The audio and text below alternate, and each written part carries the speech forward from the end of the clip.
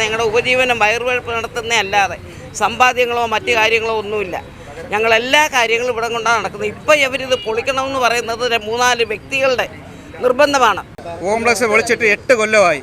ആ 8 കൊല്ലം കൊണ്ട് ആ പൊളിച്ച രീതിയിൽ തന്നെ ആ കോംപ്ലക്സ് കിടക്കും. അതുപോലെ തന്നെ ഈ മാർക്കറ്റ് പൊളിച്ചു കഴിഞ്ഞാൽ ഈ ഇരിക്കുന്ന ഒരു കച്ചവടക്കാർക്കും കടകൾ കിട്ടത്തുമില്ല. കുത്തക മുതലാളിക്ക് വേണ്ടി 15 ലക്ഷം 20 ലക്ഷം അഡ്വാൻസ് മേടിച്ച് മറ്റുള്ളവർക്ക് കടകൾ കൊടുക്കുക. മുനിസിപ്പാലിറ്റി പറയുന്ന എല്ലാ കാശുകളും ഞങ്ങൾ മുനിസിപ്പാലിറ്റിയിൽ അടച്ചിട്ടാണ് ഞങ്ങൾ ഇവിടെ ഇരിക്കുന്നത്. ഞങ്ങൾ ഇല്ലെങ്കിൽ കടം മേടിച്ചാണ് എല്ലാവരും കൊണ്ട് പൈസ അടയ്ക്കുന്നത്. അവിടെ തൂക്കുന്നതിന് വരെ ഞങ്ങൾ പൈസ കൊടുത്തിട്ടാണ് ഇരിക്കുന്നത്.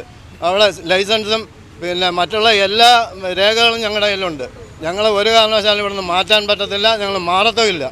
ഞങ്ങൾക്ക് പിന്നെ ഇതേപോലെ മാർക്കറ്റ് വേറെ പണിഞ്ഞു തന്നിട്ട് ഞങ്ങൾ മാറ്റിക്കും.